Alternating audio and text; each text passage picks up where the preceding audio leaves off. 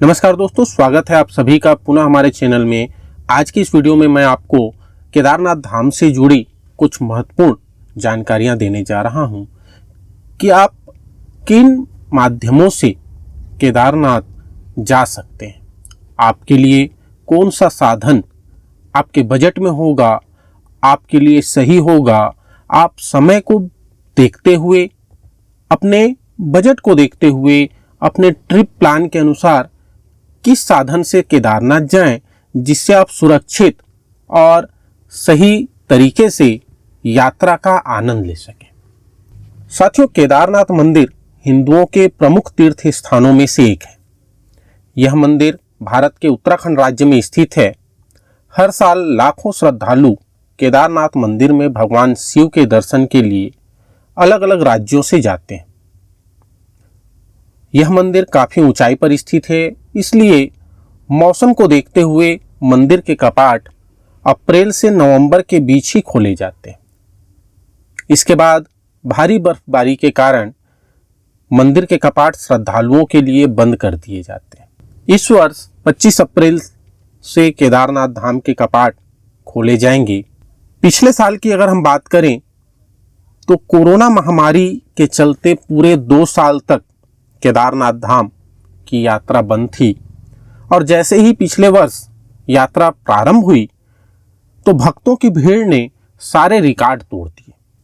अगर आप भी इस वर्ष केदारनाथ धाम की यात्रा की प्लानिंग कर रहे हैं तो कुछ खास बातों का ध्यान रखना आपके लिए जरूरी है, जिसमें सबसे पहली जो महत्वपूर्ण बात है कि वो आप हरिद्वार से कौन सा साधन लें, किस साधन से आप हरिद्वार से केदारनाथ धाम के लिए प्रस्थान कर सकते हैं। आपको पहले मैं बता दूं कि आप चाहे देश के किसी भी कोने में हो, अगर आप केदारनाथ धाम की यात्रा करना चाहते हैं तो उसके लिए आपको हरिद्वार, ऋषिकेश या देहरादून पहुंचना होगा और वहां से फिर आप सोनप्रयाग तक का सफर बाय रोड करेंगे। अगर आप पैदल, खच्चर के माध्यम से या पालकी डंडी के माध्यम से, पिट्ठू के माध्यम से केदारनाथ ट्रैक पर जाना चाहते हैं तो इसके लिए आपको सोनप्रयाग पहुंचना होगा।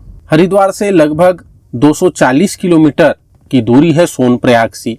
ऋषिकेश से ये दूरी 210 किलोमीटर के आसपास है और इसी तरह से 225 किलोमीटर के आसपास आपको देहरादून से सोनप्रयाग की दूरी तय करनी होगी। अगर आप हरिद्वार की बात करें या ऋषिकेश की बात करें तो यहाँ से आपको सोनप्रयाग तक बाई रोड जाने के 2 साधन उपलब्ध हैं। एक तो आप बस के माध्यम से अपनी यात्रा पूरी कर सकते हैं और दूसरा तरीका है कि आप स्वयं के वाहन से या किसी टूर एजेंट से गाड़ी बुक करके, कैब बुक करके आप सोनप्रयाग तक पहुंच सकते हैं। साथियों, अगर आप केदारनाथ धाम की यात्रा कर रहे हैं तो आपको ये मालूम होना चाहिए कि आपकी वास्तविक यात्रा गौरीकुंड से शुरू होती है, लेकिन आपको अपना वाहन सोनप्रयाग में छोड़ना होगा, क्योंकि सोनप्रयाग से गौरीकुंड के बीच का जो 5 किलोमीटर का सफर है वो सफर वहां की लोकल टैक्सी से ही आपको करनी होगी।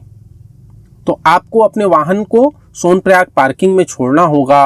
अगर आप बस से जाते हैं तो बस भी आपको सोनप्रयाग तक ही पहुंचाएगी और आगे का सफर आपको सार्वजनिक टैक्सी से करना होगा। अगर हम बात करें बस की तो केदारनाथ धाम के लिए आपको सोनप्रयाग तक बस लेनी होगी।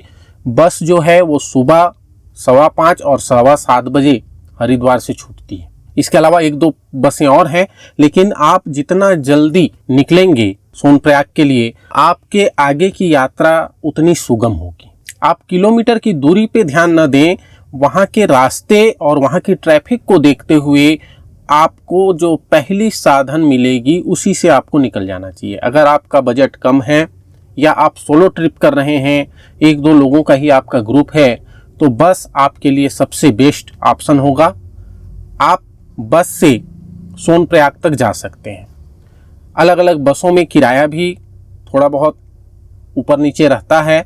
नॉर्मली अगर हम बात करें तो 600-700 रुपये में आपको 2x2 बस मिल जाएगी। हरिद्वार से सोनप्रयाग के लिए आपको बहुत ज़्यादा लग्जरी बस या स्लीपर बस की सुविधा नहीं मिल सकती। आपको 2x2 पुश बैक सीट मिलेगा या 3x2 सीट की बसें आपके लिए उपलब्ध हो जाएंगी। आप बस में चलेंगे तो आप ऑनलाइन बुकिंग अगर कर लेते हैं तो वो आपके लिए ज़्यादा अच्छा रहेगा, ताकि आपकी सीट जो है वो आपकी सुविधानुरूप आपको मिल जाए, सामने सीट मिल जाएगी। अगर आप ऑफलाइन बुकिंग करना चाहते हैं तो हो सकता है कि आपको पीछे की सीट मिले। ये भी बात है कि अब जब आप ऑनलाइन बुकिंग करेंगे तो आपको कुछ ज़्यादा खर्च करने पड़ सकते हैं ऑफलाइन बुकिंग की तुलना में। तो अगर आप बस प्रीफेयर कर रहे हैं, आपका ग्रुप छोटा है, आप सोलो ट्रिप कर रहे हैं, अकेले हैं, तो मैं आपको सलाह दूंगा कि आप बस से सफ़र कीजिए। बस आपको सोनप्रयाग तक पहुंचाएगी।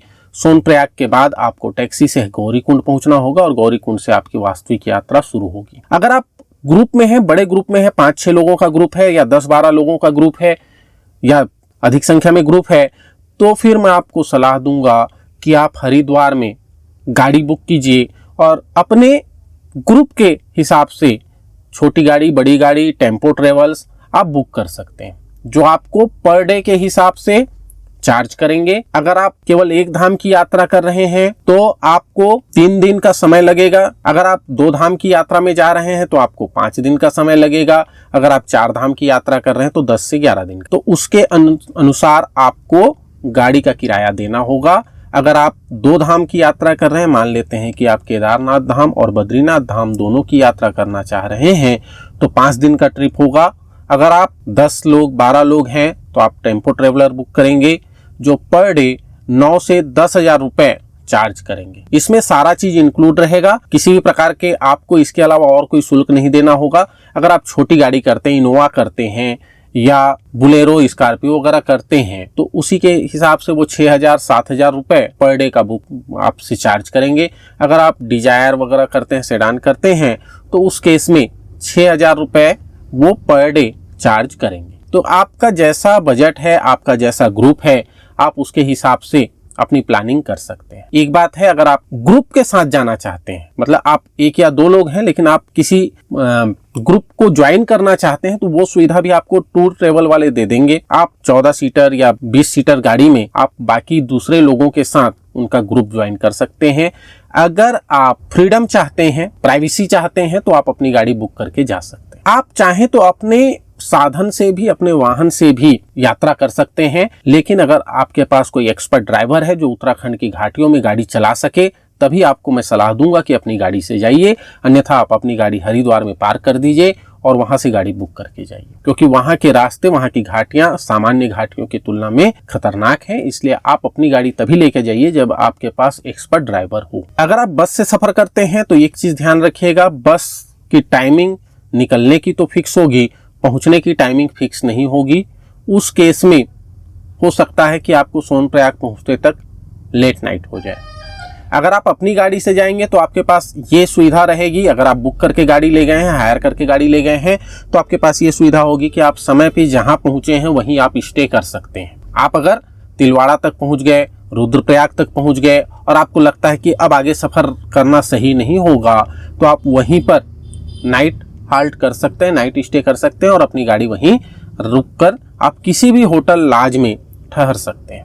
बस में आपको ये सुविधा नहीं मिल पाएगी, या तो आपको बस का पूरा किराया देना पड़ेगा सोनप्रयाग तक और फिर रास्ते में आप ड्रॉप ले लेंगे, या फिर आप लेट नाइट सोनप्रयाग पहुंचेंगे और हो सकता है कि वहां आपको साधन ना मिले। तो ये एक डिफरेंस ये आपको पड़ेगा कि अगर आप अपनी गाड़ी से या अपनी गाड़ी बुक करके जाते हैं तो आप जहां चाहें वहां रुक सकते हैं, रास्ते के सौंदर्य का दर्शन कर सकते हैं, अच्छी अच्छी जगह हैं, देवप्रयाग है और भी बहुत सारी ऐसी जगह हैं जो देखने लायक हैं। तो आप उन पर वहां जा सकते हैं, उन्हें देख सकते हैं। आपकी अपनी सुविधा अनुसार गाड़ी रहेगी। आप हो सकता है त्रियुगी नारायण जाना चाहें, वहां जा सकते हैं, या जो भी आसपास में दर्शनीय स्थल है आप वहां भी जा सकते हैं। रास्ते में धारी देवी का मंदिर पड़ता है, अगर आप जाना चाहें तो वहां जा सकते हैं। तो ये सारी सुविधाएं आपको तब मिलेंगी जब आप अपनी गाड़ी बुक करके जाइए, अपनी गाड़ी लेकर जाइए। अगर बस में जाते हैं, सार्वजनिक साधन से जाते हैं, तो ये सुविधा आपको नहीं मिलेगी। तो आप अपने बजट के अकॉर्डिंग, अपने ग्रुप के प्लानिंग के हिसाब से तय करिए कि आपको किस साधन से जाना चाहिए। बस कब कब जाती है, किस समय जाती है, इसका पूरा डिटेल आपको बस स्टैंड में मिल जाएगा। कौन कौन सी गाड़ी जाती है, रेड बस से भी आप बुक कर सकते हैं। हाँ, ऑफलाइन ऑनलाइन के चार्ज में कुछ अंतर पड़ेगा। अगर आप टूर ट्रेवल के माध्यम से बुकिंग करना चाहते हैं तो कमेंट करके ज़रूर बताइए। अगर आप चाहते हैं तो मैं आपको एक अच्छा टूर ट्रेवल वहाँ सजेस्ट करूँगा जो विश्वसनीय भी है और भरोसेमंद भी है, क्योंकि ऑनलाइन की ज़माने में फ्रॉड के केस बहुत ज़्यादा होते हैं। बहुत सारे ऐसे लोग हैं जो आपसे मनमाना रेट वसूल कर सकते हैं या एंड टाइम पर आपको धोखा दे सकते हैं, या हो सकता है कि वो कंपनी ही वहाँ ना हो जिससे आप गाड़ी बुक कर रहे हैं। तो अगर आप गाड़ी से जाना चाहते हैं तो कमेंट करके बताइएगा, हम आपको एक ऐसी टूर एजेंसी के बारे में जानकारी देंगे जो भरोसेमंद है, विश्वसनीय है और कई सालों से इस फील्ड में काम कर रहे हैं। वीडियो कैसा लगा कमेंट करके जरूर बताइए। अगर वीडियो आपको अच्छा लगा तो अपने दोस्तों को शेयर कीजिए, लाइक कीजिए। चैनल को अभी तक अगर आपने सब्सक्राइब नहीं किया है तो ऐसी और जानकारियों के लिए प्लीज़ चैनल को सब्सक्राइब कर लीजिए। मिलते हैं अपने नेक्स्ट वीडियो में, तब तक के लिए जय हिंद, जय भारत।